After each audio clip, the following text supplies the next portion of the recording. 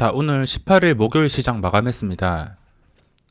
오전부터 미국 선물지수 하락과 오늘 하루 종일 양매도가 나옴으로써 지수 하락에 대한 압박을 많이 받는 날이었지만 지수가 변동성이 많이 줄어들었으며 생각보다 안전하게 마감했습니다.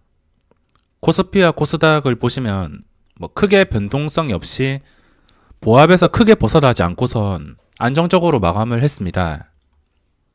항상 강조드리지만 주식을 가지고 있다면 지수 폭락이 아닌 이상은 딱히 대응할 게 없지만 매일 데이 트레이딩을 하시는 분들은 양매도가 나오고 지수 압박이 있는 날에는 들어가더라도 평소보다 짧게 치고 빠지는 게 좋습니다.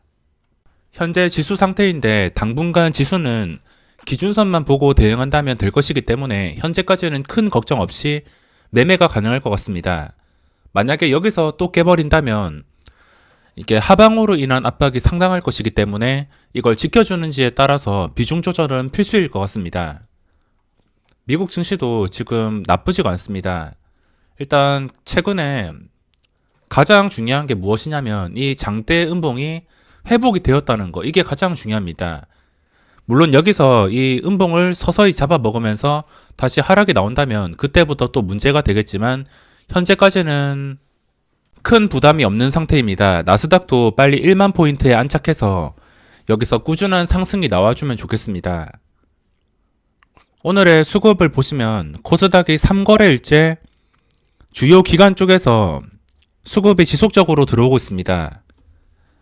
기간이 정말 길게 사봤자 길어야지 3, 4거래일 정도 사는데 최근에 제가 정한 원칙인 기간의 3거래일 법칙이 있는데 과연 내일부터 또다시 매도가 나올지 아니면은 계속해서 매수가 들어올지, 내일부터는 장 시작하자마자 하루 종일 수급 체크를 열심히 해줘야 될 것 같습니다. 기관 투자자가 2년 반 넘는 시간 동안 꾸준히 장기적으로 매도가 나오고 있으며 얘들 패턴 뻔합니다.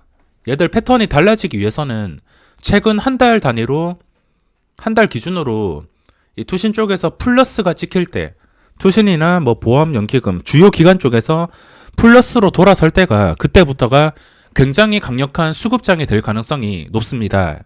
기관 수급장이 되면은 초보자 분들도 대응하기가 굉장히 수월할 텐데 그런 시장이 올 때까지는 얘들이 3거래일 들어온다 하더라도 또 그 다음에 나갈 것을 걱정해야 되기 때문에 이 지독한 패턴에서 벗어나서 꾸준히 매수가 들어오면 좋겠습니다. 외국인은 최근에 4천억이 들어온 거 그대로 빠진다고 바쁘게 이틀 동안 매도가 나왔습니다. 이래서 종목별이나 지수나 외국인이 코스닥에서 매수가 들어온다면 당장 당일은 좋겠지만 그 다음 날부터 얘들이 언제 매도할지에 대해서 걱정을 해야 됩니다. 이 변수들도 다 계산을 하고서 대응을 해야 되기 때문에 외국인의 목적과 수급에 대해서 잘 알고 계셔야지 쉽게 대응이 가능하실 겁니다. 코스피 수급은 양매도가 나오긴 했지만 좀 정확하지 않고서 확신을 가지고 해석이 안 될 경우에는 코스닥이 해석이 쉬우니까 코스닥 위주로 분석을 하시면 될 것 같습니다. 선물 매수도 1시간 만에 1조 원의 매도가 나왔다가 그리고 이틀 동안 또 매수가 들어왔는데 현재 지수 상태가 기준선 위에 있기 때문에 수급상으로도 크게 걱정은 할 필요가 없을 것 같습니다. 그럼 오늘 종목을 하나씩 살펴보겠습니다. 우선 최근에 굉장히 잘 나가는 종목들이 많은데 휴마시스랑 빅텍, 이 빅텍이 오늘도 상한가를 갔습니다. 스페코랑 마찬가지로. 이래서 지금 테마주 관련 없이 역사적 신고가는 정말 굉장한 것 같습니다.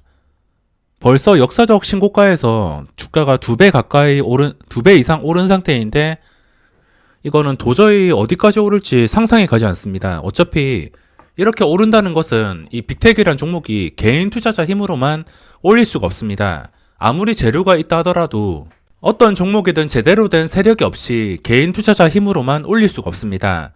제대로 된 세력이 들어왔는데 이게 어디까지 오를지는 저도 알 수가 없습니다. 당연히 매매를 할 수도 없고 들어갈 수가 없습니다. 이거는 계속 이 구간이 너무 이때 15일 종가가 너무 아쉬운데 이걸로써 역사적 신고가가 얼마나 굉장한지 다시 한 번 더 느끼게 해줬습니다. 그리고 휴마시스도 굉장히 잘 나가고 있는데 제가 빅텍은 이때 작정하고서 신고가를 봤다면 잡을 수 있었겠지만 이 휴마시스란 종목은 아마 잡지 못했을 것 같습니다. 이것도 대단하고 이렇게 시장에서 굉장한 종목들이 많이 나오고 있습니다. 당연히 이런 우선주들이나 급등하는 것들을 보면 욕심이 생길 수밖에 없는데 시장에서는 이런 종목들이 꾸준히 나오기 때문에 이런 종목에 집착을 하시는 것은 고점에 제대로 물려서 단기간에 엄청난 손해를 입을 수가 있습니다. 현재 우선주 잔치가 계속 진행이 되고 있긴 하지만 이런 것에 맞들리게 된다면 고점에 제대로 물렸을 때 다시 일어나기가 힘들 수가 있습니다. 정말 대단하고 우선주가 이런 적이 한두 번이 아닙니다.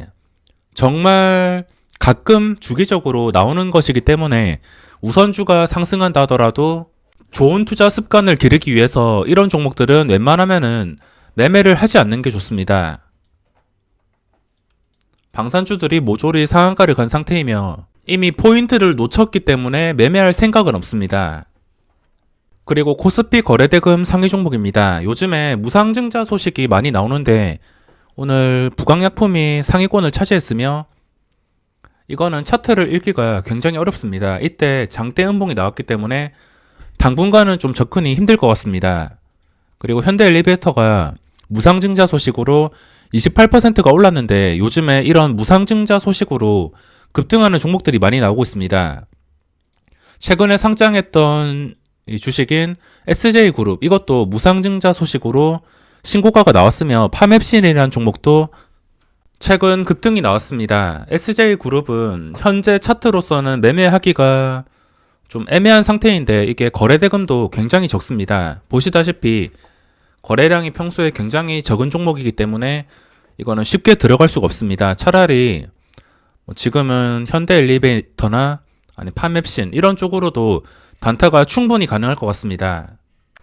파맵신이라는 종목도 현재까지는 차트가 예쁜 편입니다. 이것도 작정하고 단타를 친다면은 충분히 칠 수가 있으며 좀 지겹더라도 장중에 거래량이 올라오는 타이밍을 이용해서 충분히 이것도 단타로도 활용을 할 수가 있습니다.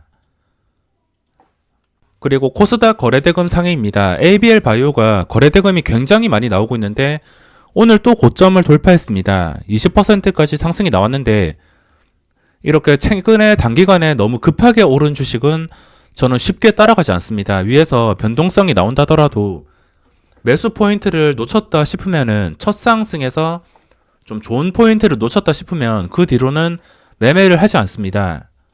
알소포트도 역사적 신고가가 나오면서 오늘도 굉장한 변동성이 나왔습니다.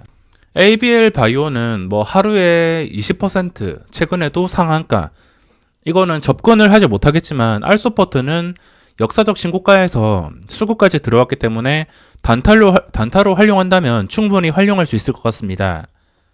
그리고 SCM 생명과학 시초값만 뻥튀기 안 됐으면은 정말 괜찮았을 건데 이거는 뻥튀기가 너무 많이 되어서 오늘 음봉이 나왔습니다.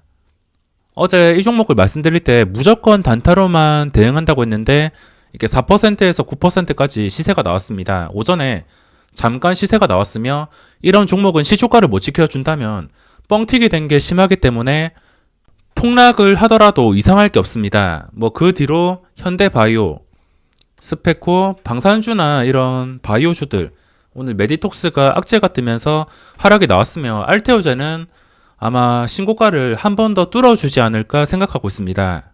이거는 제 영역이 아니기 때문에 역시나 매수를 포기할 것이며 어차피 종목들은 매일매일 나와서 최대한 유리한 자리에서 확실하게 들어가도록 하겠습니다. 오늘 여러가지 종목을 봤는데 단타용 종목 치고서 시세가 많이 안 나왔습니다. 아쉬웠던 종목이 SK인데 SK가 시초가부터 좀 낮게 형성이 되었습니다. 시간의 거래 가격을 참고하셔야 되는데 시간의 거래 종가 그리고 고점과 종가를 보시고서 그 고점에서 종가 사이를 기준으로 보시면 됩니다. 그걸 기준으로 보고 나서 시초가도 거기 비슷하게 뜨거나 아니면 그 이상으로 뜬다면 힘이 강하다는 뜻인데 시간의 거래보다 좀 약하게 뜬다. 시간의 거래 1% 상승했는데 이게 시초가가 0%에 잡혔습니다.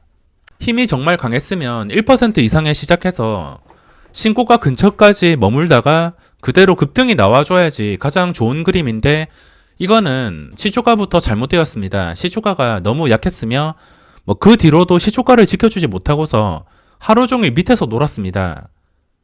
시초가 밑에서 논다면 매매해야 될 필요가 없으며 이런 종목은 나중에 다시 역사적 신고가 근처까지 근접을 할 때 그때만 하인 타이밍만 이용해서 단타가 가능할 것 같습니다. 여기서 주식을 보유하는 것은 상당히 힘들 것 같기 때문에 다시 오늘 고점을 뚫어주는 가격이 온다면은 그때만 활용을 해야 될 것 같습니다. 흐름이 좋았던 종목들도 있지만 아쉬운 종목들도 많았습니다. 나중에 깔끔하게 정리해서 올려드리도록 하겠습니다.